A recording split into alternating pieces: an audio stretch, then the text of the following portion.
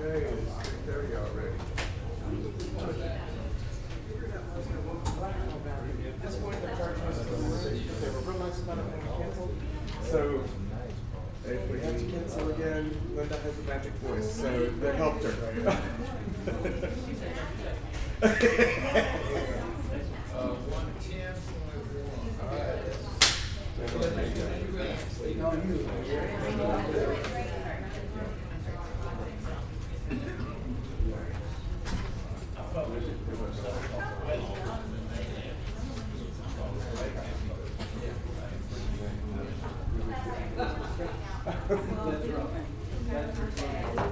Yeah, we probably will.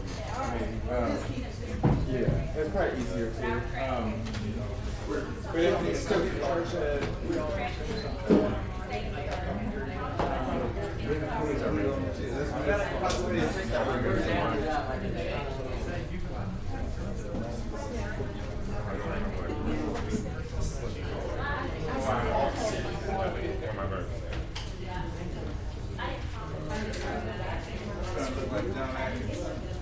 I was noticing that jacket come in. I was afraid it might not be broad enough to shoulder for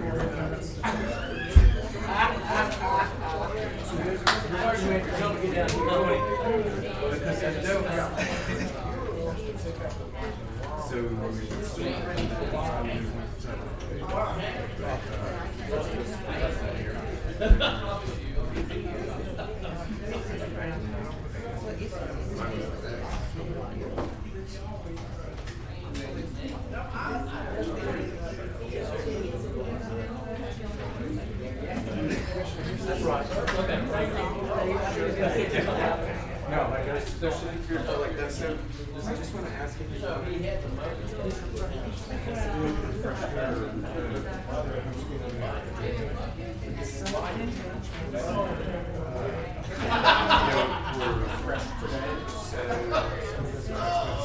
yeah, if you just refresh that.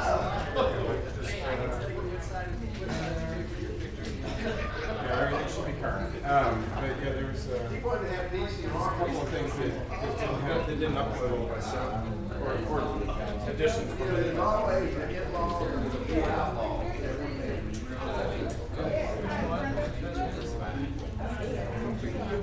All right. Yes.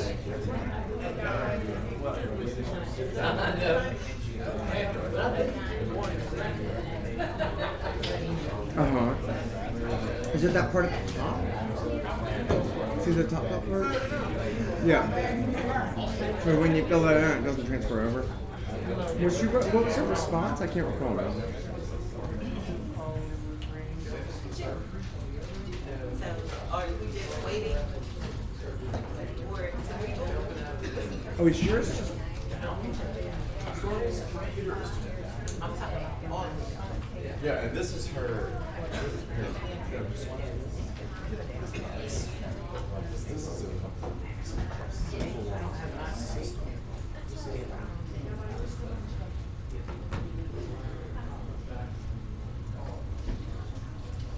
I can go for LBJ if it'll work. I mean, that's what it came out of. something is wrong with this. Where's the facilities? Is this a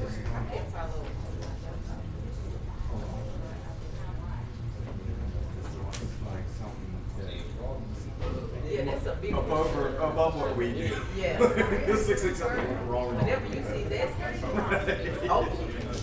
I don't welcome this stuff. That's big. You can go on that. Okay.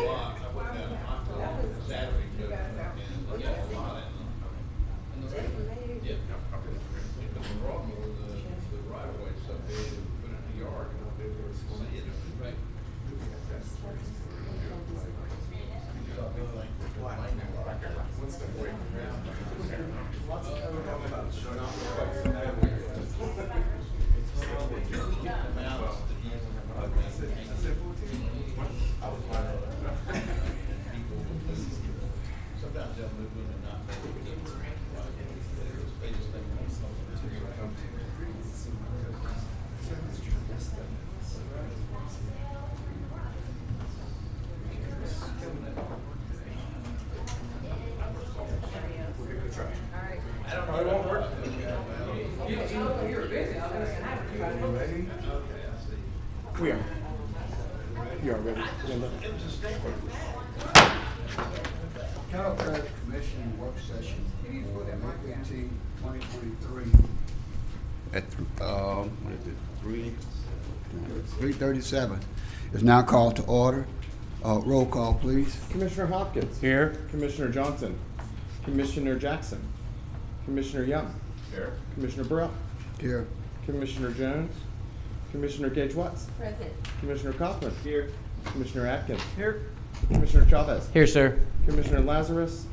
And Commissioner Epperson. Present. All right, we have 8 of 12 commissioners present, and that does constitute a quorum. Okay, thank you very much. We'll have our invocation today by Commissioner Epperson and our Pledge of Allegiance by Commissioner Atkins. Please Let's stand. all stand, please. Now, our Father who art in heaven, hallowed be thy name. Thy kingdom come, thy will be done, on earth as it is in heaven. Give us this day our daily bread, and forgive us for our trespasses, as we forgive those who trespass against us. And lead us not into temptation, but deliver us from evil. For thou art the kingdom, the power, and the glory forever. Amen. Please join me in facing the flag. First responders, military and fire, and reservists can all render the proper salute. And let's remember our POWs and MIAs in reciting the pledge. I pledge allegiance to the flag of the United States of America and to the republic for which it stands, one nation, under God, indivisible, with liberty and justice for all. Okay, thank you very much, Commissioner Epperson and Commissioner Atkins. Mr. Clerk?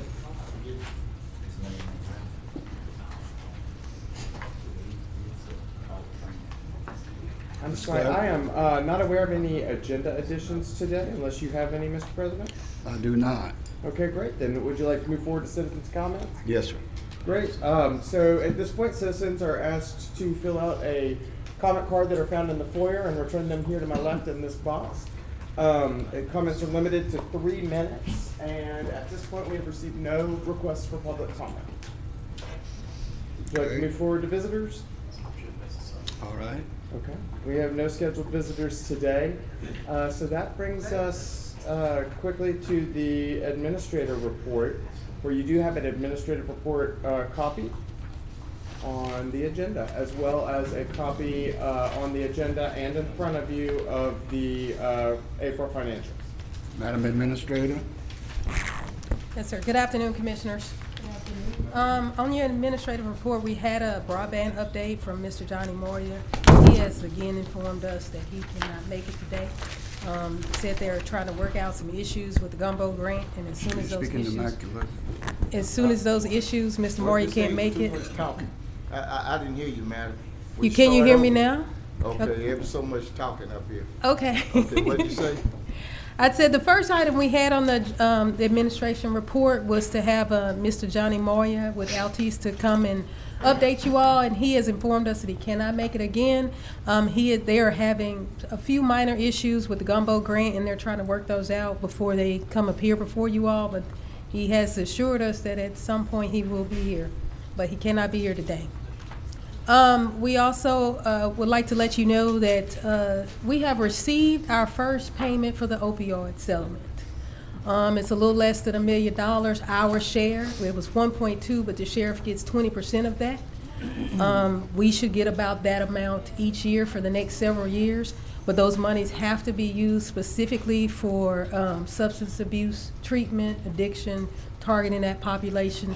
So the administration will present a plan to you all on how we propose to gather information. Probably will issue a RFP in order to get companies and agencies who can provide those services, because we are restricted to that for the opioid funds. Juvenile detention, we have 22 in detention. 8 of those are OJJ, 3 are 17-year-olds, and there are 15 youth at CCC. We have no COVID cases, and the April financials should be at your stations. We also have provided the summer list of program for Parks and Recreation. That should also be at your stations. At this time, we'll take any questions or comments that you may have. Okay, are there any questions from the commission to the administration? I'm sorry. Commissioner Gage Watts. Thank you, Mr. President. Madam CAO, I had a question about how much did you say the opioid settlement was? I think our share was 979,000. And 20%? No, that's less than 20%. It was 1,224,000 before we deducted the amount that has to go to sheriff. 20% has to go to the sheriff's office. Okay. But he is the sheriff's office is also restricted to treatment, substance abuse treatment. Okay. And we can expect to receive the plan or suggested plan? Yes, the suggested plan, that would now be a part of your budget process. We'd have a separate fund where we put those monies into that fund, and then we would project revenues and expenses and how we would use those expenses. Right now, we would propose to try to find providers to provide the services that the settlement requires us to provide. Okay. All right, and my next question is if you could provide an update on where we are about the RFP for the tornado sirens. Yes, ma'am. We had a meeting recently with Homeland Security and some others to get more information on how to format that program. What we're working on is trying to come up with the purpose for our RFP, what we like to accomplish through the RFP, and so now we're scheduling another meeting with other interested parties, including yourself, and then at some point we'll make a recommendation to the commission, to the committee on how we want to proceed on that RFP. But we are working on it. Purchasing has it. It's just trying to develop the scope and objectives of the RFP. Okay. I know, thank you so much I know that you are considerably working towards a solution for this, and you've been working hard on it. All of the staff has for quite some time. Mm-hmm. And we've kind of gone back and forward and just need to know exactly where we are, what our next steps are. Of course, we had back-to-back tornadoes last month. And of course, safety is our priority, and we need to do as much as we can to provide an additional tool to let them, let our citizens know to have a fair warning. And I do believe that the tornado sirens are needed. So if it's something that we need to negotiate about, whatever we can do to move this method along quicker, I'm willing to sit down and talk about it. So if we can have that meeting scheduled for the next week or so. Yes, ma'am. We will get it scheduled as soon as possible. I understand that you all have been patient while we work through this, but we are working on it and we'll continue the process. And so we'll contact you to see when we can schedule that meeting. Wonderful. Thank you so much. Mm-hmm. That's it, Mr. President. Thank you. Okay. Commissioner Chavez. Thank you, President. Erica, not today, but before Thursday, can we get a report on the summer worker program? I know a lot of commissioners submitted names. I have yet to get confirmation that the student that I submitted, I guess, has been contacted. And I know that you guys are in the process now, just so that we know if there's any available slots that we can go out to our districts and get more students, or if it's just information on that so we know. Yes, sir. We'll get that to you. There are no available slots based on the number of you all asked us to advertise that program a little more heavily, and we did, and we received hundreds of applications with only so many spots. We have not identified all of the individuals that will be receiving those spots. We do have enough to choose from, and we can communicate if you're interested in any person, or you could contact us about that. But we remember some of these are minors, so we can't necessarily provide some of the information. But yes, I'll give you what we can give you on Thursday. Okay, thank you, Erica. Thanks, President. Commissioner Epperson. Madam Administrator, have you all been receiving any information relative to the magnitude of mental health issues within Caddo Parish and homelessness? Well, we haven't received specific information, but we are aware through our juvenile justice system of the impact of mental health issues on increasing or having a impact on those individuals who end up in the system, and some of it is a result of mental health issues. I know through our juvenile services, they try to address those issues as best we can. Again, everything comes down to funding. And I think it's my understanding too that there's basically a correlation between drug addiction and mental health issues that's plaguing our municipalities, as well as the increase in criminal activity and things of that nature. But just throwing out for food for thought, I was driving down Hearn Avenue yesterday, and I looked over at that old Caddo Heights Baptist church, the big church down there, and I think we have maybe a couple of schools that's closed. And I think we should get a serious discussion going on to have a encapsulated area where we can have one-stop shopping for homelessness, mental health, and things of that nature. And some of these big facilities that's just sitting there dilapidated and going down. And we spend out so much money individually to a lot of little NGOs. They doing this in this corner, that on that side, and so forth. If we could put all these things together and come in under one area where we could provide counseling, have enough room in some of these facilities for temporary homelessness, drug addiction, things of that nature. I think this is something that we need to kind of really look at and go across political boundaries and see if we can come up with an encapsulated solution under one umbrella. Thank you. Okay, Commissioner Carlton. Thank you. Just to continue the discussion that Commissioner Epps just discussed, when we look at psychiatric illness and homelessness, my question is, I know we have will be opening the Harbor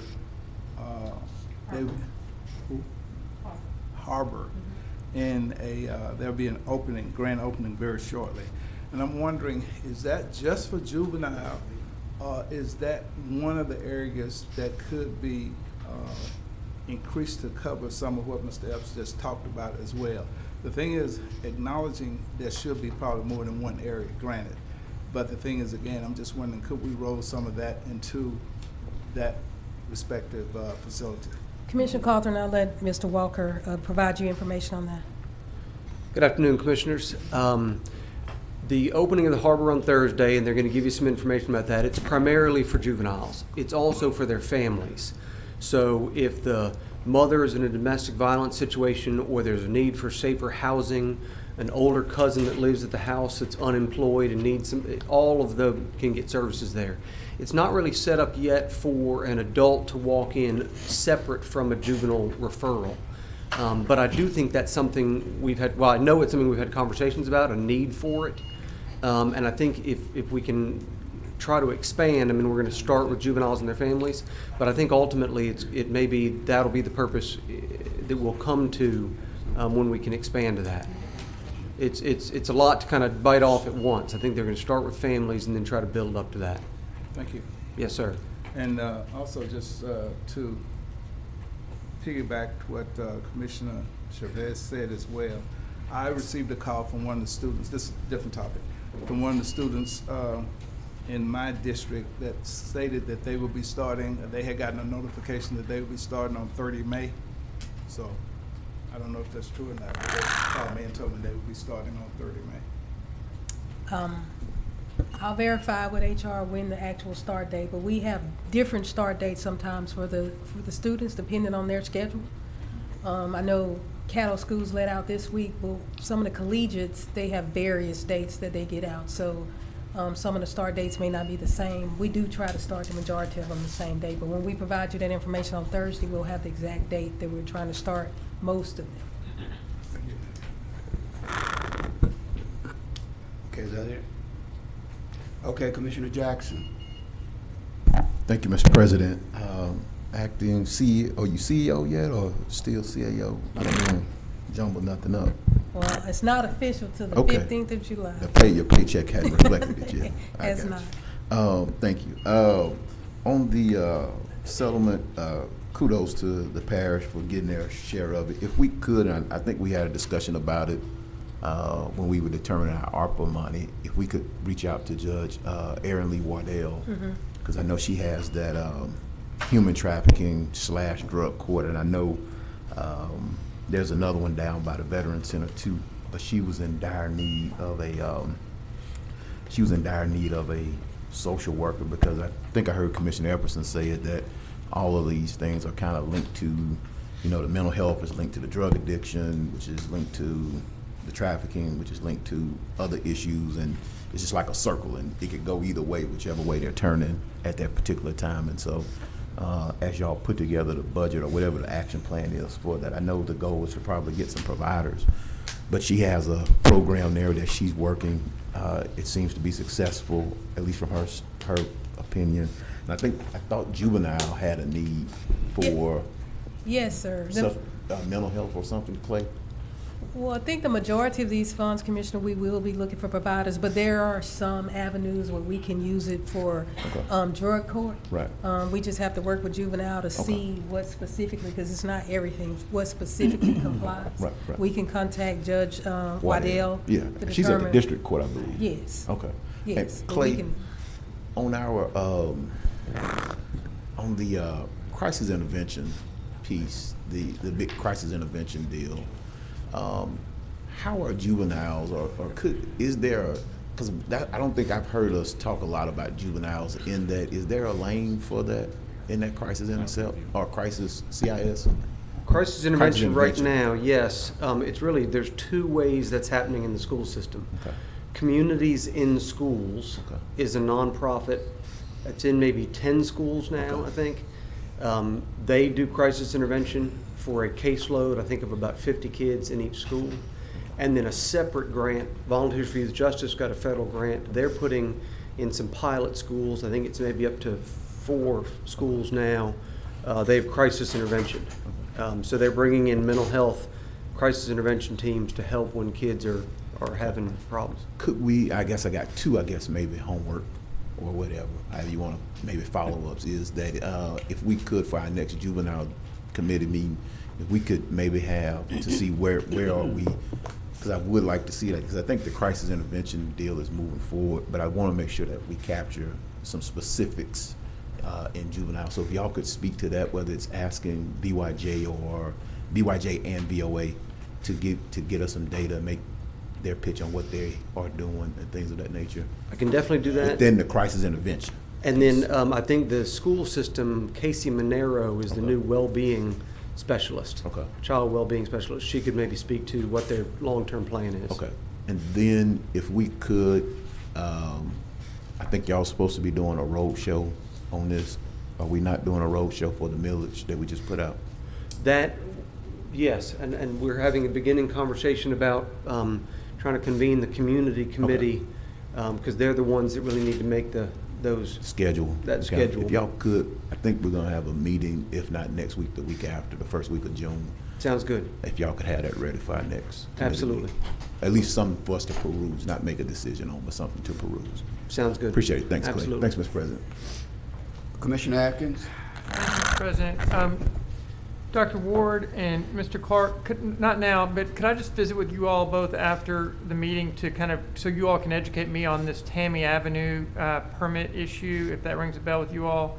I'm just trying to get up to speed on an issue, so if you all could just hang for a minute afterwards and visit with me for a minute after the meeting. Thank you, Mr. President. Okay. I have just a couple of things, Madam Administrator. Going back to the opioid funding, as a clarification, I was actually Vice President over here, questions on it. On the opioid funding, is it restricted to only opioid-related addictions? As you know, we just had a report of our being an epidemic. I mean, a center of methamphetamine addiction. #1 in the world. That's the sad part. And fentanyl. can those funds be used outside opioid-related addictions? Commissioners, my understanding is related to opioid. The litigation was related to opioid, and so the settlement is related to opioid. I will email you all a copy of the MOU that we entered into with the state, and which says how gives how the approved purposes of the funds. But yes, it's my understanding that it's related Well, to if opioid. opioids is different, and I'm not that familiar with drugs, but if opioids are different than methamphetamine, and methamphetamine is the number one problem that we have, then what can we do to address that? I mean, we can look at that area. You have to remember that this particular situation that we're receiving these funds was as a direct result of litigation in relation to people becoming addicted to opioids. Yeah, I'm aware And of so that. for this particular one, this is not something that we did as a parish specifically. This litigation started, we joined in, and so now we have that. But we would have to look to see what type of programs the commission would be interested in trying to assist with, and see what level of assistance you would like to provide and how you would like to provide it. We would just have to have additional conversations on that. Well, I suggest that we talk back with Dr. Murnane and the other researchers over at LSU, because in the conversation that the Vice President and I had with them, they did talk about some solutions. And I think we'd be well served if we know what they were. At least we can share it with our commissioners, and if there's some way that we can get into that area, because from what I understand, that is what we are facing right now, is the epidemic of methamphetamine, and in addition to that, fentanyl, which is terrible. Yes. The second thing here, going to the issue of summer work programs. I'm a big advocate for youth employment, and I know that on a federal level, they've cut back on federal funding for youth programs. We used to have a very strong social network to get youth involved, and if kids want to work and they can work, we should find every means possible to put them to work. Given the fact that we are now, our unemployment rate is below 4%, full employment is 4%. That tells me that there are more jobs out there. So see what we can do to, if we need to knock on the doors of our congressmen and state, then let's do that, because it's our kids that we're dealing with in the parish. So I think we need to kind of think outside the box and address these issues, because if a kid is working and it gives them self-esteem about themselves, they have a little money in their pocket, they're not going to go out there and commit crime. That's a given. So we should be looking at those type of things. Yes, sir. Okay, I think those are the only two things I had on there. If there's no one else, Mr. Clark. Okay, that brings us then to Commissioner remarks, communiques, reports, and other items related to the work session agenda. Commissioner Young. Thank you, Mr. President. I just wanted to wait till communiques because this isn't for the administrator. But, thank you, Mr. President. I just wanted to compliment Commissioner Epperson on his good idea of a sort of a one-stop shop for people with a variety of problems. There are representatives of such a shop here in this room. One has just grown up in my neighborhood. It's called the Highland Center. They provide free meals to the hungry. They host a number of churches in their building. They give food and clothes and books away to women and children. They provide very needed supplies for young mothers and young women. I know they would like to expand and provide more services to more people. And I know that they would be thrilled to give a tour of their facility to any commissioner who's interested in seeing how that works in Highland. And I hope that we'll also all vote to support their request to expand their mission further to be an emergency solar hub for extreme weather events today. Thank you very much. Okay, anyone else on the communications? Commission comments? If not, Mr. Commissioner Jackson. I think Commissioner John Paul kind of shortchanged them. They have a pre-K as well. They're doing first-time home buyers. I believe there's also some weekend classes going on. Any high-set GED, high-set. So one stop, when you think about that, one-stop shop. So we kind of split Highland, so don't want to shortchange the good work that's going on there. But I agree with you. I think they are always open to take a stop in to see what's going on. Thank you. Okay. Is there anyone else? If not, Mr. Clerk? Thank you. And before we move on, I did want to just real quickly remind commissioners, today is the deadline for your personal financial disclosures. So if you have not May 15th. gotten those in yet, you got a few more hours.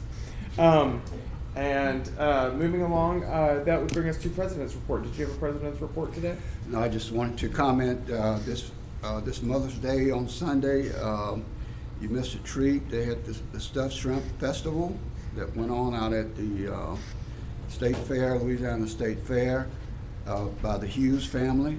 It was a small festival, but it appears to be growing. We had a storm afterwards. I don't know if it shut it completely down, but while I was out there, they had long lines. So hopefully they did well. But anyway, that's it, Mr. Clerk. All right, that brings us then to old business, where we do have one item today. Today under old business, your 10.1 is advancing the introduction of Ordinance 6317 of 2023. That's an ordinance amending the budget of estimated revenues and expenditures to appropriate funds for a Caddo Community Lighthouse pilot project and otherwise provide with respect thereto. This comes from Long Range Planning Committee and was originally on this agenda several meetings ago and was referred to Long Range for additional action. They have referred it back with some modifications for your consideration today. Okay, motion by Commissioner Jackson, second by Commissioner Young. Commissioner Jackson. I'll wait. Okay, Commissioner Young. Yes, thank you, Mr. President. So we talked about this in Commissioner Chavez's committee under Long Range after talking about it in the American Rescue Plan Committee. It's bounced around, and in our last committee meeting, we had I think maybe not a quorum, or perhaps we did have a quorum, but we reached a compromise funding strategy in which we would use some American Rescue Plan dollars from what had been a green infrastructure allocation, and then that would offset the cost halfway from our normal budget, which includes the oil and gas fund. So I think that makes it a much more moderate proposal, and of course this legislation also requires a match from other funding sources before our dollars would be spent, and it also puts us in line to benefit from further investments in the same types of emergency infrastructure when the state government has its portion of federally allocated dollars for that purpose. So I think it's fair to pass it today and try out this pilot, and I hope others will either agree or ask questions and keep their minds open as we vote. Thank you. Commissioner Atkins. Thank you, Mr. President. I see no legislation attached here. Well, but I didn't have it. If you could refresh your screen. I have refreshed, and I didn't have it this weekend either. There it is. It pops up now. It should be there. So, Commissioner Young, with the President's permission, can you summarize what the funding would look like? How much are we looking? We're looking at $250,000, with half from the American Rescue Plan dollars and half from oil and gas. The current strategy is to give the $500,000 with a match requirement, and to have $250,000 of that come from the oil and gas fund instead of the total, and then to have $250,000 come from the green infrastructure allocation from our American Rescue Plan dollars. Okay, thank you. I appreciate the work that the faith-based organizations do in our community, and I see lots of friends out there right now. But I still, as I stated in previously when this came onto the agenda, I just think it's not a very efficient way to spend aid dollars. Hopefully, it would only be needed a couple to a few days a year, and then it can only a small group of people could benefit from it. So I view it as a very targeted allocation of funding that doesn't yield a very good return on investment, in my humble opinion. Again, I appreciate the good works of our faith-based communities, but this isn't a project that I can get behind. Thank you, Mr. President. Commissioner Carlton. Yes, Mr. President. I would like to make a substitute motion to move this from the present committee back to the ARPA so we could work out the details of the financial. Because the thing is, again, we're sitting here talking about possibly where it's coming from, but the thing is, again, we haven't worked out all of the details in relation to the monies. And there's still some additional questions I think needed to be asked before we actually allocate that sum of money as well. Okay, there's a substitute motion by Commissioner Carlton and a second by Commissioner Gage Watts. Commissioner Jackson.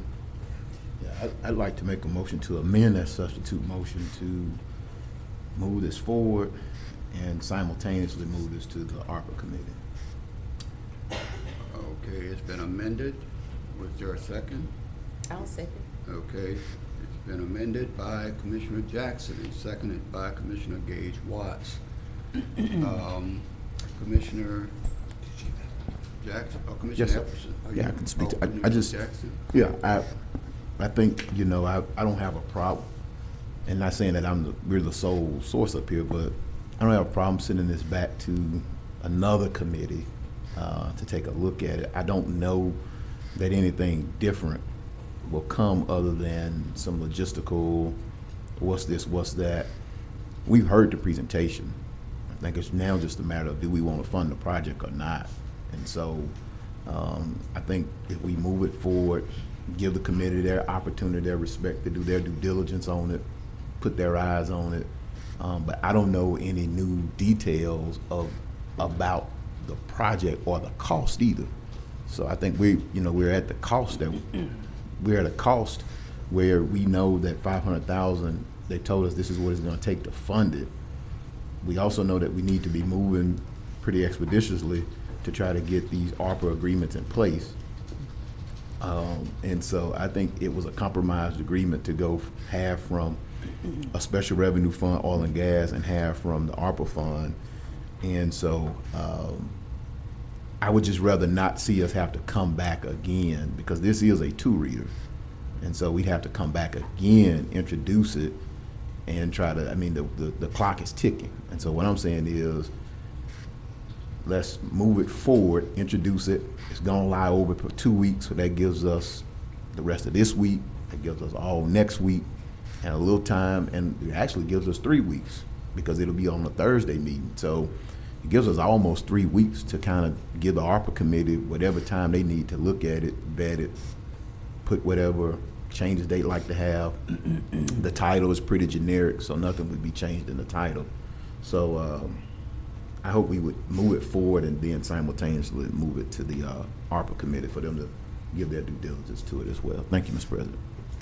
Okay, there were some speakers on here, but it dropped off of mine. Mr. Clerk, is that correct? I have Commissioner Epperson listed Okay. as on the board. Do you have anybody else? Commissioner Epperson? Okay,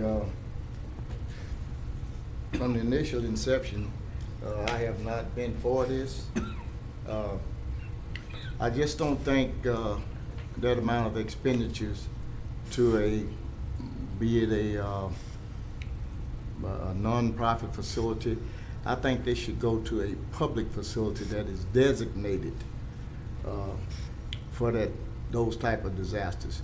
Plus, I would think that the funding, something should be looked at from FEMA, Homeland Security, And I think the old Sam's building on the corner of Meriwether and Jewella, don't we have that allocated as a emergency shelter? We did have the old sports mall, but the sports mall has been brought basically back into fruition, and it's sustaining itself and adding to the community as well as the tax base and bringing in new businesses. If something of this magnitude needs to be in place, I don't think it needs to go at a church facility. I think it needs to go at a public place that is designated for emergency situations. And I still think that it should come from Washington, D.C. The funds should come from Washington, D.C. If they want to put solar panels down on the old Sam's building that they already have in place to house people in the event of emergencies, which they have in the past, I think it should come from the federal government. And I'm just not for that expenditure being brought forth from the parish or those opera funds. So I'm still going to be against whatever measures relative to this issue moving forward. Thank you. Commissioner Chavez. Thank you, President. I feel like Commissioner Epperson may have been at the meeting in our long range, but I don't think he was. But the exact sentiments that he just mentioned are exactly what I mentioned on, we don't have Homeland Security here, the Sheriff, the National Guard, or the other entities that we've already had set up here in the exact building that you spoke of. I brought up, why are we not talking to the state in regards to the Sam's Club? One thing that I wanted to know is, Commissioner Young mentioned, if we fund this operation, am I to believe that we can no longer fund any other entity for solar energy coming from federal funds? Is that what you stated? President, may I ask him that question? I just wanted to be clear on this one. I'm good. Okay. Okay. I thought that's what I heard, so I just want to clarify on that. I didn't get a question. I'm sorry. What was the question? It was, if we fund this allocation, that we could not fund another entity on a solar endeavor with the federal funds that are coming down. Okay. I wanted to check on that. Address that to Commissioner Young or to the attorney? No, he addressed it. He said no, he didn't say that. Over there. Okay. Go ahead. So I was good with Commissioner Cawthorn's movement to the ARPA committee, because I still have yet to see the line item on how much it's going to cost for every individual thing. The solar panels, the batteries, everything. We just keep getting this roundabout number. I was amicable to that, but at this point I'm going to have to stick with Commissioner Epperson and just vote no on this. I just think that the federal government and the state already has things in place, that if this is the pilot program, this is the first two, that we're going to be on the hook for the next, how many do they want, 20? For the next 18, that we're going to have to fund those as well. So, and this is a lot of funding. For me to yet see a line item budget on every single item in this ask. That's all, President. Commissioner Gage Watts. Thank you, Mr. President. I will be voting in support of moving this forward. And my question is, administration and maybe Commissioner John Paul Young, I know that we discussed that this money would not fully fund this project. Am I correct? And this is only a portion of the funds, that if we do not support it, that this project will move forward regardless. Am I correct? You might have to ask one of the representatives with the Lighthouse project. I've already spoken, so I really do need to make a motion to suspend the rules, because I think it's some questions that need to be answered. Okay. Are you suspending the rule? Yeah. Okay, it's been moved and second, moved by Commissioner Gage Watts and seconded by Commissioner John Paul Young to suspend the rules for discussion. I think we have some representatives here who are able to address some of the questions that are being asked. Okay. All right, we're going to vote on it. Hold one moment, we're going to get it on your screen so it's ready for a vote. We just want to make sure we have it accurately on there.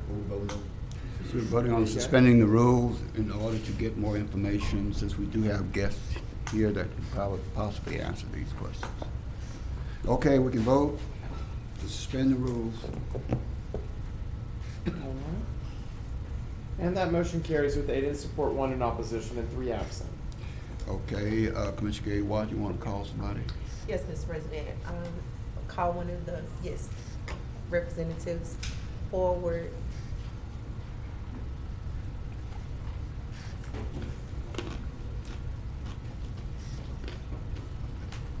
And as they're coming, commissioners, I just think that this is an opportunity for us to be proactive than reactive.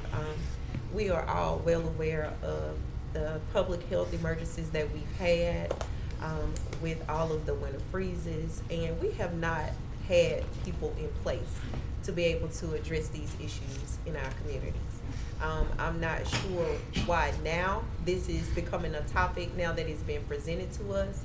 But we know that there are already operations in South Louisiana, and North Louisiana is always behind the curve, and this could be one of the reasons why. It's because we take too long to have these type of discussions. We want to support this initiative so that we can be at the front of the line. And I'll let you expound more on why it's important for us as Caddo Parish representatives to support this initiative.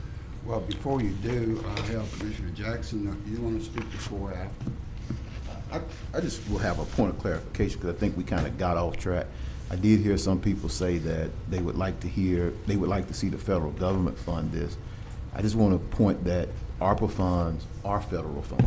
Yes, they are. And I believe the match is coming from the IRA, which is I'm drawing a blank here. It came from the Inflation Reduction Act. So those are federal funds that would be drawn down. The parish in general, the only thing the parish would really be putting in this is $250,000 in parish local money. So the local investment is only $250,000. And the total project, I understand, is 1.5 million or 1 million. So just wanted to throw that out there. Thank you. Okay. I get my point of information. Yes, sir. I'm well aware of that, Mr. Jackson. Thank you. Okay, now Just a that was- logistics thing. Okay, before you start, I think there was some questions to be asked. Who was asking the question to these individuals? It was Specific about the line, questions? there were some questions about the line items. I heard that was one of the questions, exactly how these expenditures would be for this project. I think you were asking about that. Thanks, President, for the mic on that. I'm gonna not, because they're not prepared to offer this information. I don't see a sheet with a breakdown on each battery that they want to loan out to the individuals, unless you have the sheet that we can pass out. We've had 3 different committee meetings, and the information I've asked 3 different times have yet to be furnished. So, Well, let me ask. Well, based upon what is your question first, and then maybe he has the answer. If he doesn't, then we'll. sure. Yeah. I could actually go pull up all the questions, but in each area, the respective area that they want to help. How many individuals have been identified in those areas? What type of medical devices? What type of power generation is needed? What type of on-site power storage capabilities are needed? The cost of those on-site power storage capabilities, the cost to the solar panels that are going to power those backup power storage capacities, how much those cost, why are we not looking at a cheaper way, i.e., some standby generators to the cost of a line item to the parish of $5,000 a piece in the budget, as opposed to $500,000. Whereas if some storm happens and we had to call a local generator shop and we already had an allocated $5,000 line item in the budget, and we could call that generator shop that would come out with a vehicle that it doesn't matter that it's a storm. We have vehicles all day long that go out in the storm and the snow, deliver that power generator, and we're there on site. Why are we not looking at these other options that we have here, and why are we not looking at it from a cost perspective of what our job as the commissioners over the taxpayer funds? Why are we not looking at a line item budget to see how much would it cost us for on-site storage capacity and power generation as opposed to solar panels? We're not even talking about that, and we haven't had the discussion yet. So there's a lot of questions that Mr. Nathaniel knows that I have questions on, and I'm not against these guys at all. I love what they're doing. I've already asked for a full line, basically plan of the human aspect, the human infrastructure of what we currently don't have. And that's Mr. the part that they're Chavez, having. when do I get to speak? Sorry. Yes, sir. What I was going to do, he had a litany of questions there, And this is not the final vote. Didn't you say we have to, it comes back again? 2 weeks. In 2 weeks? Yes. So if you have a litany of questions, why can't you submit them? Because we don't want to put them on the spot unless they know. Well, and that's what I'm saying. I don't want to do that to them. So I don't want. Well, we can show the exact sheets that we've given you that answer each of your questions. I can talk you through them. It may have been a misunderstanding. When you look at a battery, there's two numbers every time. One is the surge in power, and one is the capacity. And so that's on the sheet I gave you. It's on the sheet that we published in the paper. It's on the sheet that we answered for everybody. So all those numbers are there. We've even shared a spreadsheet with you that shows the number of vulnerabilities per person per place that would be served by the site at Morningstar and the site at Highland. So we've done our homework and we've answered every one of your questions and we'll continue to. You have good questions, but don't say we haven't tried to answer them, because we have tried every time and responded to you. Now, I think we maybe need to talk you through a few of them, but they are there. Well, let me do this from the chair. Since we are going to be addressing this going forward, we could still satisfy our procedure today based upon Commissioner Jackson's suggestion of either you move it forward or you vote against it and don't move it forward. But at the same time, if you want to redress those issues again, we could do it by the next time that we deal with this issue. And in the meantime, I could update or clarify about the federal funding and the opportunity with the governor's office, Okay. if that's appropriate. State your name. Okay, sorry, my name is Nathaniel Wills, and of course we've got Madison Poche from the Highland Center, and this is Broderick Baggert, who is where Together New Orleans and Together Louisiana has come up today for this, and can share a little bit more about the work that's been happening with the governor's office and how, when a local entity such as this puts in funding, how that then creates a match for funding on the governor's side. You want to say a word about that? Sure, yeah. Thank you, commissioners, and thank you for your deliberation and leadership on this matter. I just want to talk through the different levels of leveraged funding, 3 of which are federal. This is the pilot phase of 2 sites is $1 million project. The 3 levels of federal leveraged funding are, first, the Inflation Reduction Act, with the change that went into effect January 1st. For the first time, nonprofit organizations, when doing solar projects and only solar projects, gas generation, gas, diesel, are not eligible for this support, get a 30, 40, or 50% match based on different criteria. The 30% is automatic. The 40%, you get a 10% adder if you're in an energy community, which this is. And then there's another 10% adder if you're in a low-income threshold, which this qualifies for but would need final approval, right? So off the bat with the Inflation Reduction Act, the full $1 million would get matched up to $400,000 or $500,000, not less than $400,000. So your $250,000 would now have $1.5 million. Excuse me, Mr. President, will you, I make a motion to allow 3 minutes to continue this discussion because most of the time was spent with Commissioner's questions. Okay, a motion, second by Commissioner John Paul Young to extend the time for 3 minutes. Thank you. Are we having a unanimous vote on that? Good. Thank you, and I apologize, I didn't even notice the timer, so I'll keep it within these 3 minutes. The second is the infrastructure bill, which created several pots of grant funding. And one is for grid resilience. It's a $5 billion pot nationally. The state is applying for $250 million from the federal government that would require a $250 million match. That means places that organize local support will have that matched, and the entirety of not just your $250, but the $1 million would be eligible for that, right? So if y'all move on this, we're being asked, we're a part of the team that's part of that grant with the state. We're being asked to put a list together of pilot projects. We've included these projects because they need that match. So this would not be the one to get to the $1 million, right? But it would basically get you $2 million. So the long and the short of it is the federal component, when you include ARPA, the Inflation Reduction Act, and the infrastructure bill for your $250,000 would get $4 million or $3.75 million of federal funds if we get that grant. It's not assured. We've been told we're far ahead on the country for once on this because of the series of disasters and the fact that it's in a traditional oil and gas state is helping with this administration see this as attractive. Last thing I would say is a new analysis came out of the freeze in Texas. 700 people died. Power outages have become the leading cause of death in disaster across the entire Gulf Coast. They're killing more people than fires. We don't say, well, you hardly ever use a fire station. You say, this is life and death, and we need that facility.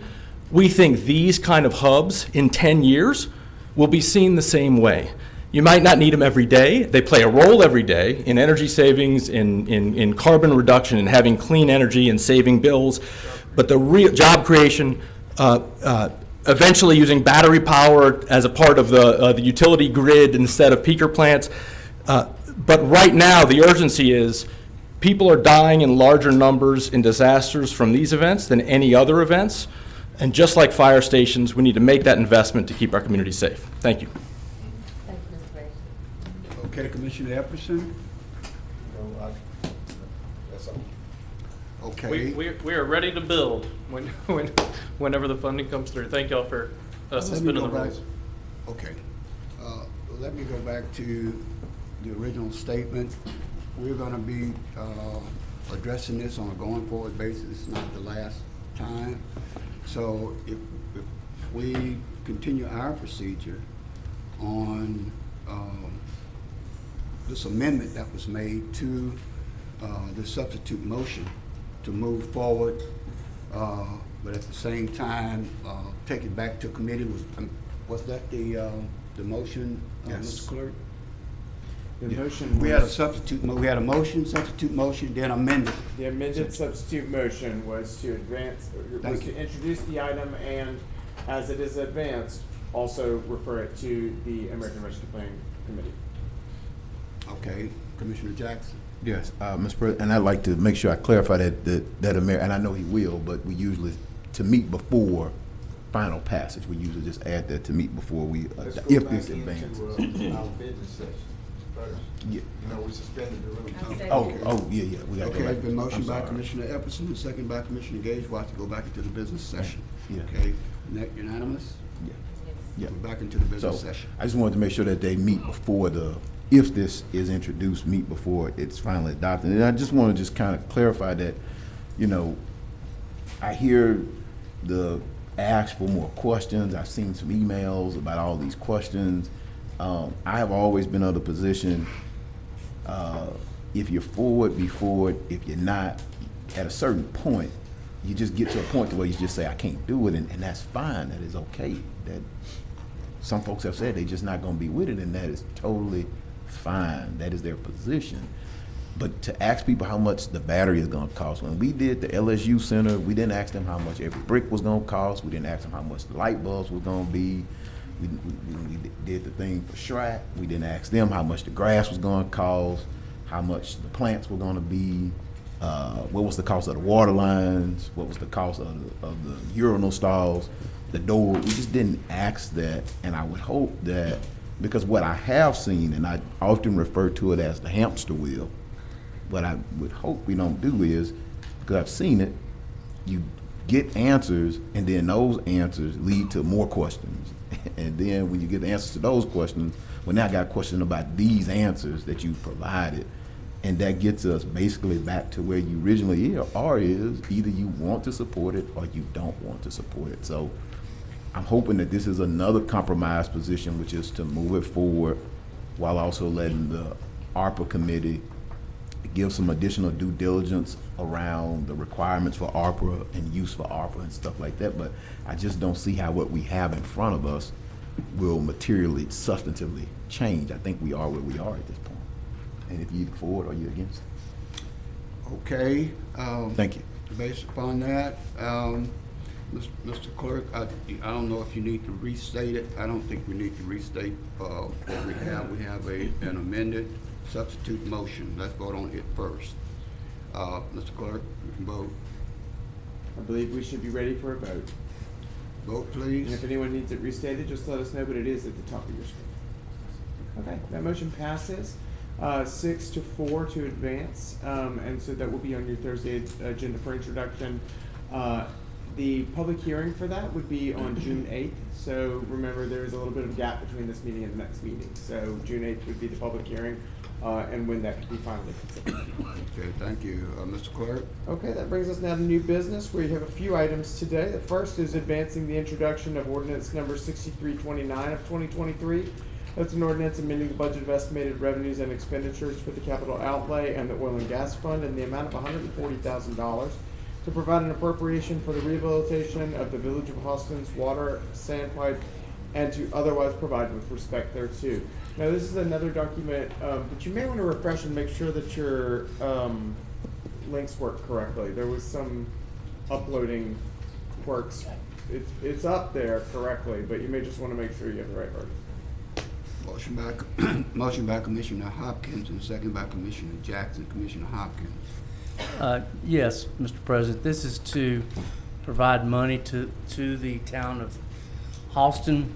They are providing water to the I-49 interchange. And at that interchange, we have our TIF district, which is the new truck stop, the 2 restaurants that will go in there, and any other economic development that possibly would happen at that interchange. And so they're needing that for the rehabilitation. Otherwise, they're not going to be able to provide the water to them, a sufficient amount. So I'm just asking you to move this forward for introduction. Commissioner Johnson? Yes, I got some concern about this because did Houston get any ARP money? I don't think they got very much, if they got anything. They would have gotten very low. And then we supplied the water line all through that anyway already? Not yet, no. That's one of the areas we That's didn't part do? of the TIF district. The developer of the truck stop is putting the infrastructure money to do all that. It's they've got a multi-million-dollar project, and they'll do the water lines back to Austin. But we can't provide, at this moment, Austin will not be able to provide that water, and they're wanting to open in the next 3 months. So would this be a loan to them? And they no, repay back to no, the? No, sir. The Village of Austin doesn't have much money at this point. Hopefully, this truck stop will change things for them. Okay. And then my last bit of concern, that, I mean, if the parish is gonna do it, why not just take it all out of capital outlay and not mix it with oil and gas? I know that was a suggestion from administration, but if you got capital outlay out here, I know there's some additional funds in capital outlay. We always got projects that come under and actually take it all out of that instead of oil and gas. Well, there's no direct funding that comes into the capital outlay fund except for interest. All projects funded out of capital outlay, there is a funding source that transfers into that fund to fund it. So there's no dedicated revenue source for the capital outlay fund. You have to, if you do a project, you have to have a funding source. So essentially, we'll fund it out of capital outlay, but we would transfer the money from oil and gas into the capital outlay fund. And that's how we handle all the projects going into capital outlay. Okay. So you're taking money out of oil and gas, transfer it into capital outlay. Yes, we do that so that the projects can have that, they have 3 years of inactivity, or so that you can have a project-linked budget. So if a project takes 5 years, you can carry that money going forward in the capital outlay fund, whereas the other funds, the funding lapses at the end of the year. What about, like I said, when you have projects that come under budget and you have this surplus? So if a project comes under budget, we come back to you all and transfer those funds back to the funding source. So if this project came in at 120, if we were funding it directly and there was 20 left, we would come back to the commission to close that project and transfer those funds back to the oil and gas fund. We Right. do that on a annual basis. We bring that to you all, but it may take several years before we close out a project. So right now, are there any surplus funds from any projects that have been Well, completed? I'm not aware of any because we've already closed what we could close From for last the, year. from 2022. So I can't answer for 2023. We just analyze that on an ongoing basis to see what funds are available. So if there are some funds still available in capital outlay for 23, can we utilize them first? If they're unrestricted, they'd have to be from, say, funded from a general fund, the oil and gas fund, or some other unrestricted. If it was funded from one of our dedicated funds, no, it has to go back to that fund for the similar type purpose. So it would just take some analysis to determine whether or not we have any. I mean, we do a good job of closing those projects, so I wouldn't think that we have it, but it would take Ms. Haley to review the information to see whether or not there's anything available. Okay, my last question, how much do we have in oil and gas right now? Oil and gas, I'm not sure, but we do have enough to fund 140,000. No, I really. I can really- get you that number Okay. of what's in the oil and gas fund. Okay, thank you. Okay.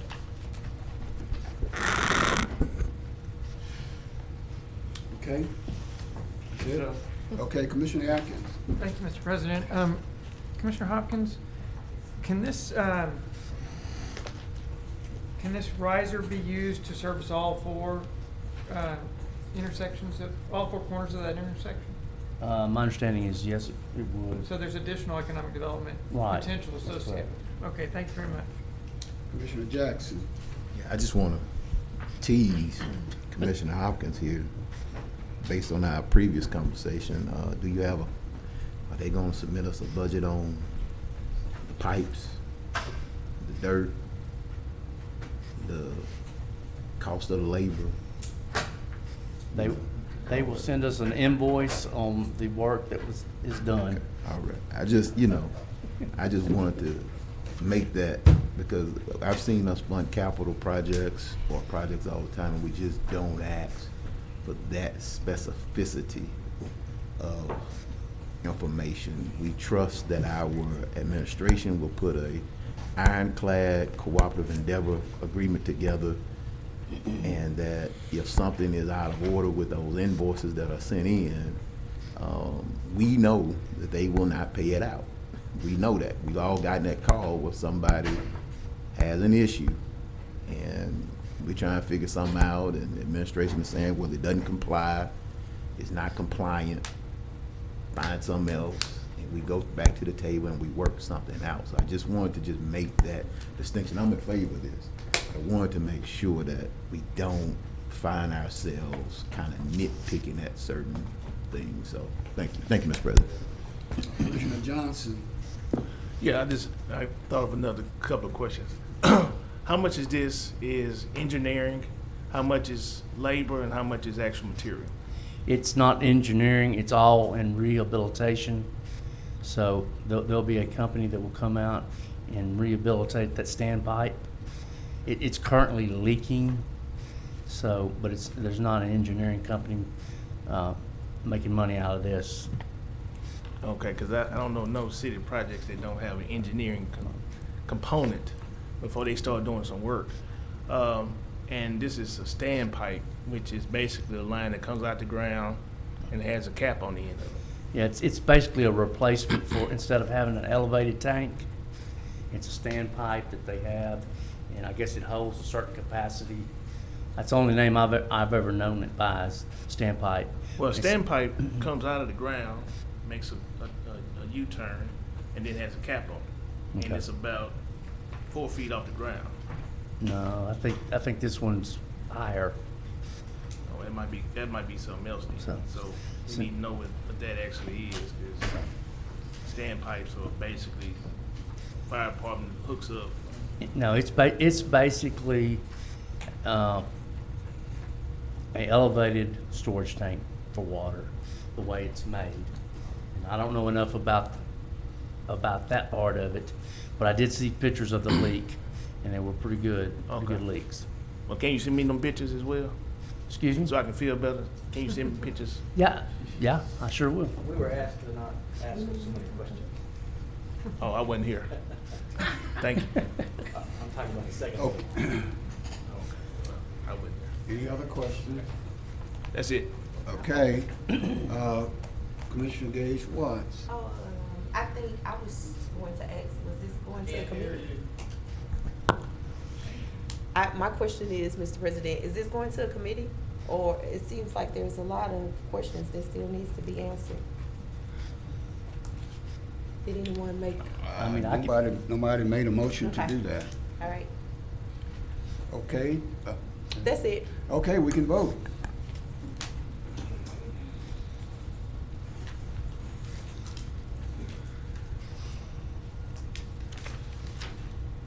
All right, and that motion carries with 9 in support, 1 in opposition, and 2 absent. That brings us to the next item, which is going to be advancing the introduction of item 6330 of 2023, an ordinance placing a moratorium on the building approval or permitting of all solar panel farms, commercial solar power plants, or similar operations that have not currently obtained approval from the Louisiana Public Service Commission and otherwise providing with respect thereto. Motion by Commissioner Hopkins, second by Commissioner Jackson. Commissioner Hopkins? Yes, I'd like to move this forward and concurrently send it to long range.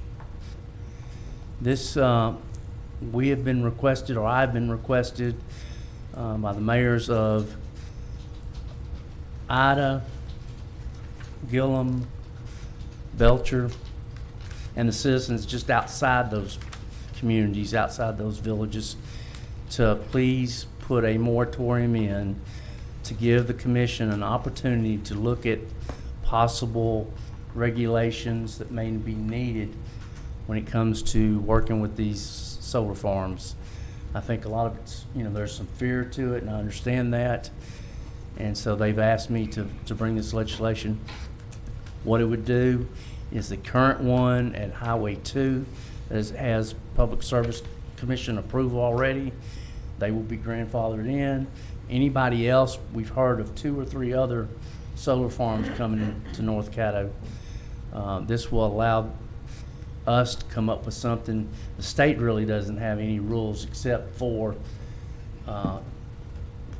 at the end, I think they have to put a bond up for cleanup, and that's the only thing I'm aware of. And we just need to look during that time and see if we can come up with some regulations or rules that will not only work with the companies, but work with the citizens out there. Thank you. Commissioner Atkins. Thank you, Mr. Burrell. The word moratorium always makes me uneasy, so I respect Commissioner Hopkins and the citizens of those communities, but I'll be voting against it. Thank you. Commissioner Epperson. Yeah, moratorium bothers me too. I think if we need a moratorium on something, it's the oil and gas drilling industry. They are more detrimental to our society than anything. And I'm just wondering if this is being advocated on behalf of the oil and gas drilling industry. Because it's about 50 acres that we've had crammed down our throats in my district, right across from a nice subdivision, and it looks like a junkyard. And we're talking about moratorium on clean energy, nice solar panels, not disturbing anybody, no risk for explosions, no fumes being emitted. And of course, when they get through, they can just naturally restore those areas back to where they were. So I won't be supporting this either, because at the Police Jury Convention, we had an organization in from Florida. And I know a lot of citizens that has a lot of acres. There isn't any timber on it or anything anymore. And that would certainly be a windfall for those individuals, and there'd certainly be more money in their pockets than these oil and gas industries doing now. A lot less detrimental to the property values, safety, and environmental issues. So I'll be voting against this also. Thank you. Commissioner Chavez. Thank you, President. In regards to this going to the committee, I would like to see it there so we can discuss this. In regards to actually advancing this while simultaneously sending it to the committee, I'm going to be forced to vote no because this is a parliamentary procedure, which we all know up here, but to the public they may not, where that last vote we just voted on 2 times ago, something can move forward while simultaneously being sent to a committee. Well, unfortunately, I want it to go to the committee first so that we can vet it, have the right people come down and discuss it before it comes back to the full body where we vote on it and then move it forward for it to become law.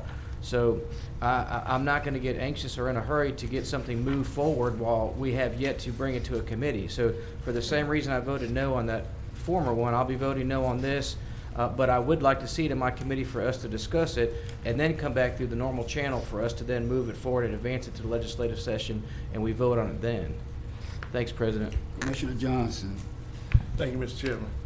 Well, that's surprising that Commissioner Chavez said that because we just voted on one. We didn't send it to a committee. We voted to advance it straight on without sending it to committee. But we always talk about economic development. This is economic development. There's going to be some jobs created by building these solar farms. And now we want to say, well, no, don't do that. I don't understand. Second piece is if people own land, we've had plenty of people come down here all the time. People talking about, I have a right to do what I want to do with my land. Well, if the people who own the land wants to put solar farms in, why hold them back? It's their property. You know, the Caddo for Alliance, they come down. You can't tell us what not to put on our property. If we want to do this, we want to do that. Well, this is opportunity that some property owners want to put solar farms on their property. And we finna sit here and tell them no. Now, a while back, y'all said we couldn't do certain things with manufactured homes. Now you say, well, we don't want you to do solar farms either. So we gotta be consistent on what we're trying to do. The solar farms, like Commissioner Epperson said, they don't put out an emission. They are a form of clean energy. This is something that, you know, the federal government is pushing, is green energy. And we're gonna sit back and say, no, you can't do it. And there's other solar farms, so it's not like this is the first solar farm in the United States, and it's not like a nuclear reactor. So why not have the green energy to do it? Let the people have the solar farm. Evidently they've been looked into it. And whether the mayor, and most of those are villages, am I right or wrong? Yes. So they're villages. And people moved out there so that they have land and to be able to do what they want to do with it. That's what they keep coming down here saying. We in the rural area, we want to do what we want to do with our land. So let them put solar farms out there. That's fine with me. Okay. You Yeah. finished? Done. Commissioner Jackson. Yeah, Commissioner Johnson stopped where I was going to start, which is we've had folks come down here and fill this chamber up to say it's my property. I got a right to do what I want to do with my property. I just don't. I feel like telling people no or placing moratoriums would be antithetical to that, and so or to that belief. And so it just amazes me how folks will say, don't tell me what to do with my property. But then the same people will come back and say, well, you know what? Tell this person they can't do that with their property. It just floors me that happens like that. And people don't even know that. I don't know if they know they do it like that. But it's antithetical. I know that we have a oil and gas fund. Have we found a way to capture any windfalls from these solar farms? Not aware as of yet. Can we look into that? I guess we would task legal with looking into, is there any means or finance to looking into whatever means we can do to capture whatever revenue could be generated? Because I do approach it from an equity position, is that the oil and gas industry has to pay in when they start drilling. They have to pay a certain tax or severance or whatever.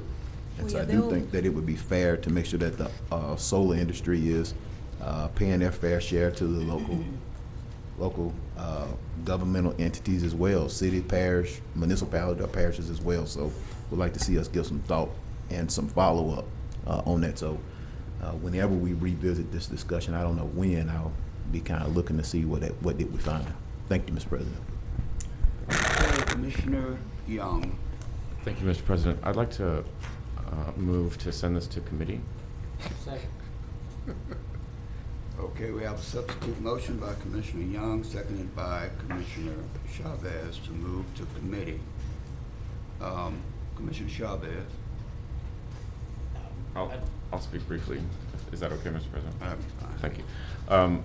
So I've enjoyed listening to our dialogue. It sounds like everybody's learning to view issues from another perspective in this dialogue, which is great for all of us. And I think we're all saying fascinating things that relate to previous positions that we've had. And I think we should continue the discussion in the committee. Thank you.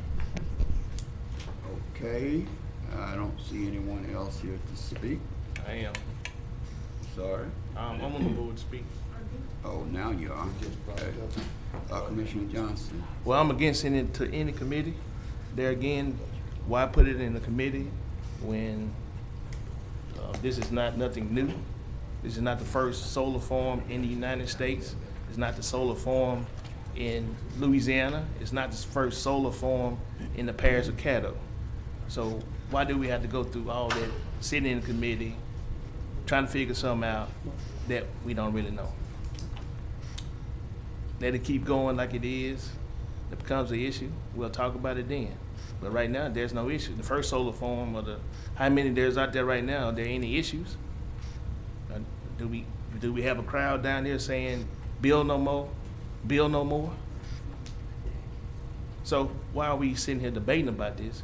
Let them keep going. This is economic development. I can't believe y'all killing economic development.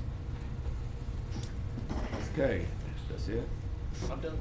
Commissioner Chavez. Nope, I'm first on the board. I'm the first to speak. He's already spoken.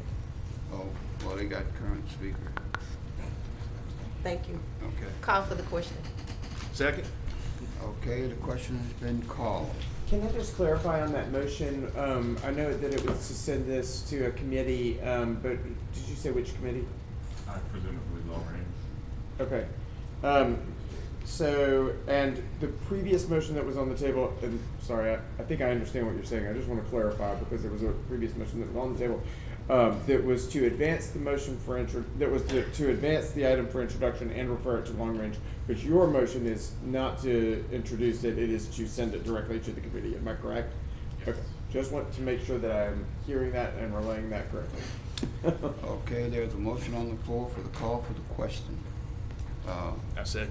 By Commissioner Gage Watts and seconded by Commissioner Johnson. Let's vote on the call for the question.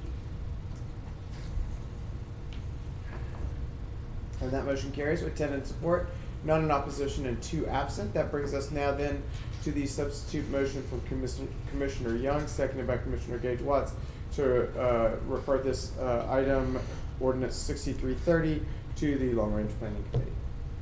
Okay, we can vote. Mr. President, if that was second, I think by Commissioner Mario Chavez. I'm sorry, thank you. You're welcome.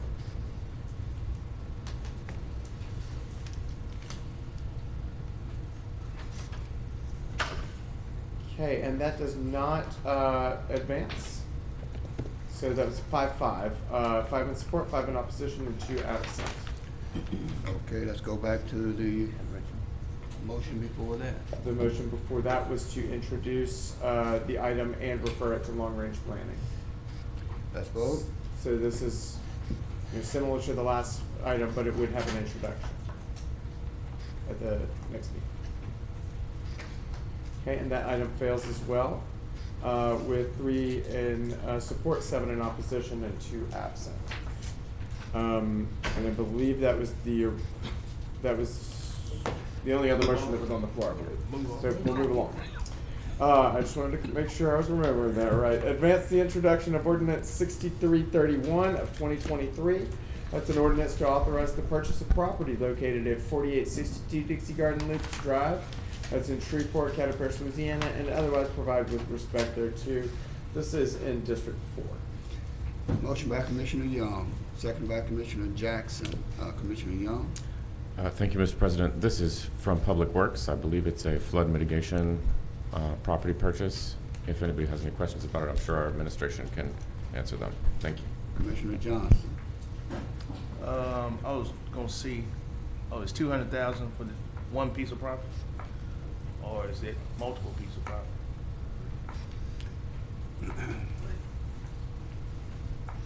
Yes, sir, that's for one piece of property. We did an appraisal, so we had a current appraisal price on it. So we go with the appraisal Yes, sir. price? That's correct.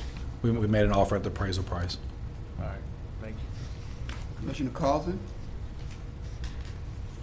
Yes, Mr. President, I would just like the administration to explain to the public basically what happens here, because when I initially saw it, I had numerous questions. And the thing is, again, I understand this has been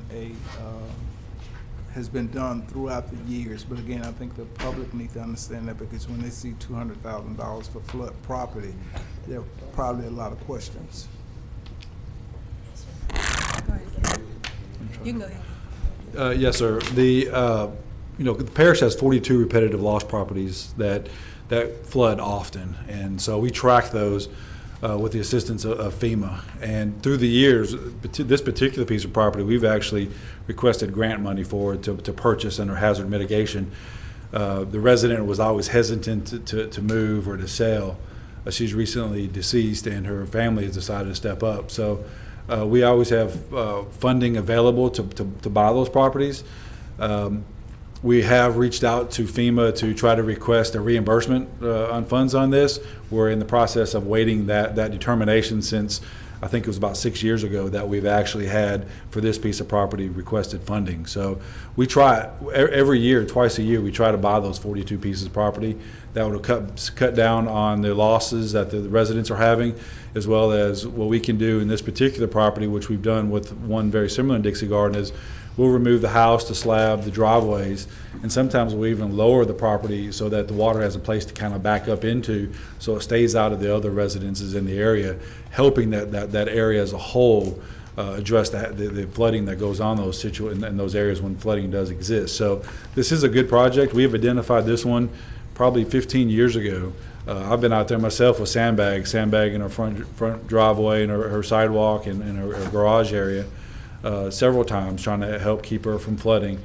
She was a repetitive loss by about 4 or 5 times. So this is a good property to purchase.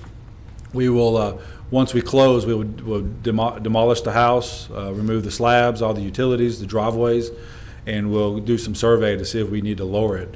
At that time, the parish will own it. We cannot go back to it, especially if FEMA reimbursed us. We can't go back to that location. We can't sell it. We can't build something on it. We can do a lease program with like a neighbor where they can actually turn it into green space. We have a few of those in the south part of the parish where the neighbors maintain it. They cut the grass, put a picnic bench out there, or even maybe plant a garden out there. So this is a potential area for that as well. Hope that answered your question. Yes, my second question would be, can you name some of the areas, not the exact addresses or anything, but just other areas that this project has been done in? Yes, sir. Eau Claire Jokes off of Kingston, south of Kingston, Tire Road. We also have a couple up on off Tacoma. We have a couple up there. The name jumps out of Lakeview. In the Lakeview subdivision, we have a few in that area as well. Thank you. Commissioner Epperson? When's the last time you received some direct correspondence from FEMA relative to this piece? This particular project? Yes. It's probably been 2021 when they were closing the grant money that was available for this project. The project's still open, and so as soon as we heard that this project was coming back on the market for us to go after, we sent an email to FEMA requesting a change order to reopen or keep that project open and reallocate those funds. We're just waiting to hear back. We did hear from the program manager in Baton Rouge, who acted like they would support it, and they believe that they do. The funds are there. They just would like to distribute those funds versus trying to turn them back in. So they're still sitting there, and so we do believe that the possibility of capturing these dollars are still going to be there. You were here when we had that issue, I think, off of Children Francis Road. I know Roddy Wood was here. Right. And, Jaron Rogers, we went to D.C. and yes, sir. to this. So we got reimbursed for that, for those properties we got Correct. down in that area, didn't we? Yes, sir, sure did. Well, I'm going to, I think we've gone this long, so I'm not gonna be in favor of this. I'd like to see FEMA, say they're gonna give us that money first, and then we'll go with that, because it's gone on this long. And I know other properties, matter of fact, I had a piece that was, that I own, that the city, got from me, and they had the funds, right there immediately, so. Sure. I just don't see us tying this up at this point in time, so I'm going to be against this. Thank you. Commissioner Jackson. Yeah, thank you, Mr. President. Ken, the governor's office usually does a round of these. What round would this be in? Because I think they usually award the parish X million. Is this the same program? Well, this is one from several years ago that we done through a hazard mitigation. Property? No, so the program itself. The program, So okay. yes, sir. If you remember probably back in 2016 when we made the initial request for it. And this property was added in there. Okay. And when this lady, the resident wouldn't sell to us, we kind of diverted funds to a different project. Okay. There's some funds left over, and so we've kind of, FEMA and GOSEP was trying to close this particular one. It hasn't closed yet, so we try to go back to them and ask. So hopefully to try to I grab thought I it. remember seeing something about the governor's office really pushing to get some hazardous mitigation. They do. I mean, they're pushing it often. I know for us, we have 42 properties. We know all 42 of them. And so like when the most recent round of those, we didn't apply for any because we didn't have any properties to buy. But the city of Shreveport did. I know they were doing a lot of them. They're doing it often. So, but we're in constant communication with those 42 properties trying to get the buy those. And so the barrier ultimately sometimes becomes that owner, that property owner. Is that what you're saying? That's correct. Okay. That's the number one barrier. Okay. And 200,000 is today's value? That's today's value. Yes, sir. What would it have been before it started? It was 183 back in 2016 when we tried to buy it then. Gotcha. Okay. Thank you. Thank you, Mr. President. Commissioner Atkins. Thank you, Mr. President. Dr. Ward, I can understand how we would pursue this program if we had FEMA funding or federal funding or even state funding.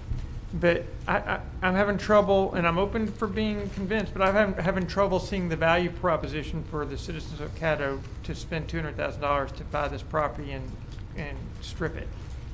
Can you help me with that? I believe the neighbors in Dixie Garden would totally disagree with you. Why? They've had to put sandbags out many times due to repetitive loss.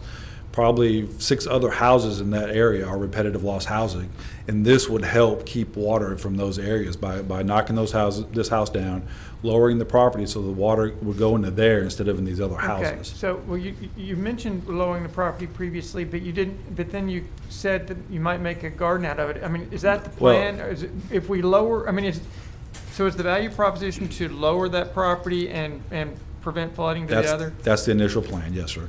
The gardens and all the other things are if a neighbor would want to lease it. The parish doesn't do that. We just have to maintain it and cut the grass.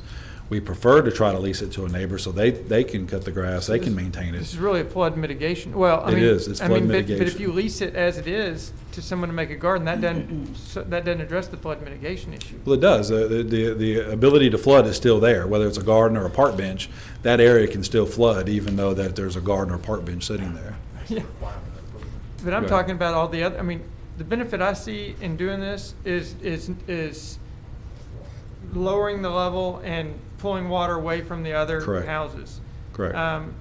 So if that's the plan, I can get on board with it. If you do not plan to lower the property and you plan instead to rent it to someone to make a garden, then I would have a problem. Yes, sir. So the plan is to remove it and to lower it. That is the number one plan. We'll stop there then. I can tell you, the majority of the 26 other properties that we have, only 2 of them are actually leased to somebody who does something else there. I do not believe, including the other one in Dixie Garden, will be leased to anybody for that. I'm just was advising you that is a possibility, and it has happened in the past, and it is an option. So this is flood mitigation for the remaining homes? Correct. Okay, thank you. That's it, Mr. President. Thank you. Commissioner Johnson. Yes, I got some questions now. So if you're gonna, the house is $200,000 that the parish will be out of. Right. Then you said you're gonna tear it down. Correct. Remove the slab, remove the driveway, dig a hole, how much is that gonna cost? So we have a price currently, we took 3 prices from small emerging businesses, and we have a low price of $19,000 to do that currently. To do all that? Yes, sir. I need to find them. Yeah. Right. I'd be more than happy to share names with you. All right, that's all I got. Yes, sir. Commissioner Young? Thank you, Mr. President. Can we just go ahead and stipulate or commit with our administration that we will lower the level of this property to get the maximum effect of flood mitigation for our investment in Dixie Garden? I know that the residents of Dixie Garden are very concerned about flooding. No doubt. Yes, sir, that's our plan. Okay, I just want it to be more than a plan. I just want you to say, yes, that's what we're gonna do. And then We're we can vote. hearing that the mitigation is the best route, so yes, that's what we support. Yeah, the only question I had, oh, you finished? Yes. The only question I had, I think Commissioner Atkins was pretty thorough on the mitigation portion to help the other residents in that area, so. Let's vote. All right, thank you.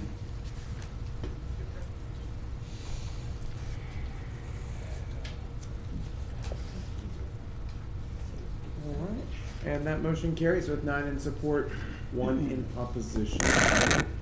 And that brings us, let's see, so the next item is going to be advancing Resolution 23 of 2023. That's a resolution urging and requesting the Louisiana Department of Transportation and Development to select a location north of exit 245 on I-49 near Ida as the location of their proposed visitor information center and to otherwise provide with respect thereto. Motion by Commissioner Hopkins and second by Commissioner Atkins. Commissioner Hopkins?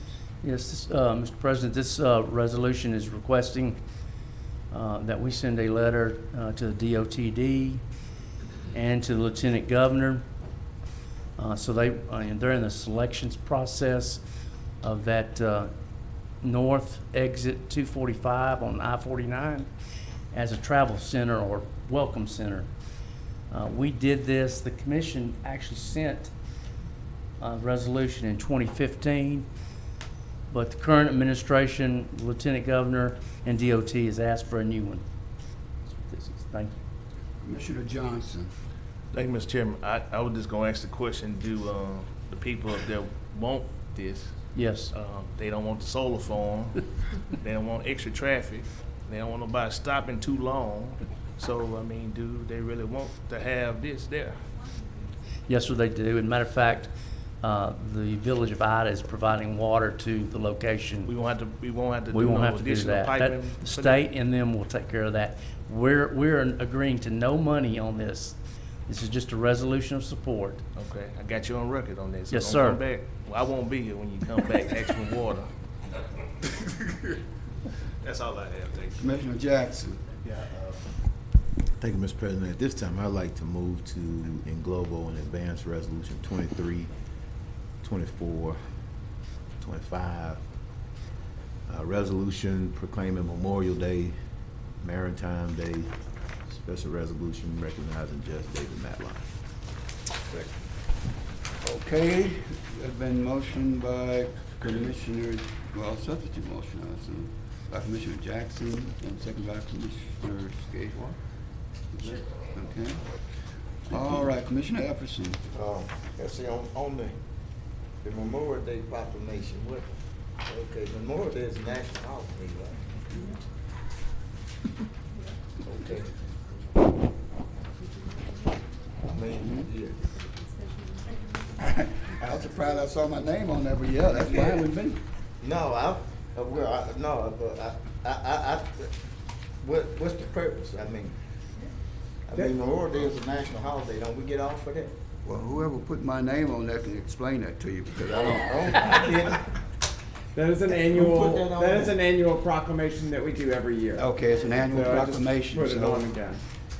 We could. Jeff has a tendency that nobody else sponsors, you put my name on it, so I've given him permission, so we're good.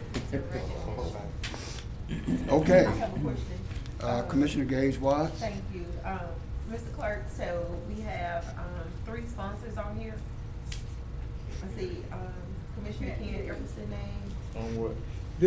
On the signatory page, yeah, that's a draft version. And the sponsor, we just put Commissioner Burrell as the sponsor as the president, but completely able to change that. If anyone would like different names on there, we're No, just a happy to question. do it. Thank you. More the merrier. In fact, some years of that proposal do have all 12, if y'all wanted them. It should be that way. Okay. I'm supportive, I'm not against it. You want all 12? If you wanna add your name, you can pile on there. You put mine on there, so I'm sure you add yours. You can put my name on the certificate. I don't need Okay. All right, it's been motioned and seconded to, for this substitute motion to englobo, I believe. Okay, we can vote?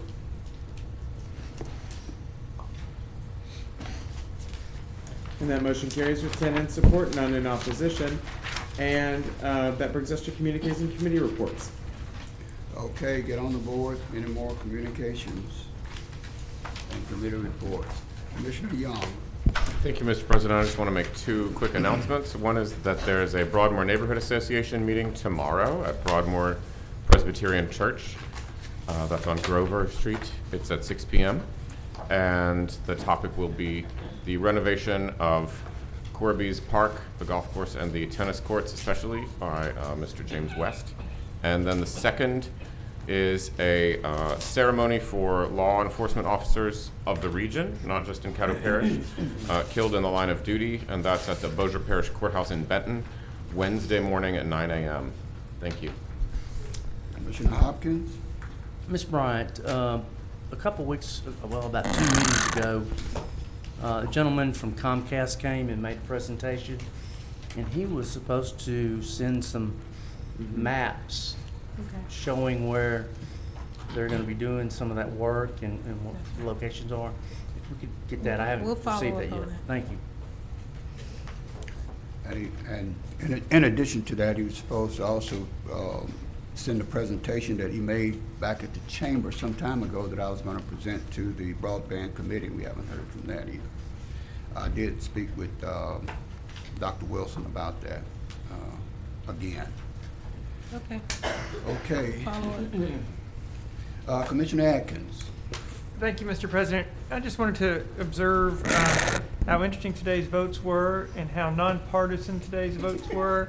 It was very nice to see everybody, Refreshing, huh? everybody being independent in their thoughts and actions. So it's just an interesting observation. Thank you all. Let's make it to the end of the year like that. Pardon? Let's make it to the end of the year like that. Never say that. Okay, there appears to be nobody else on the board. Mr. Clerk. We have no requests for citizens' comments today, and that leaves only the consent agenda. Move to adjourn. Adjourn.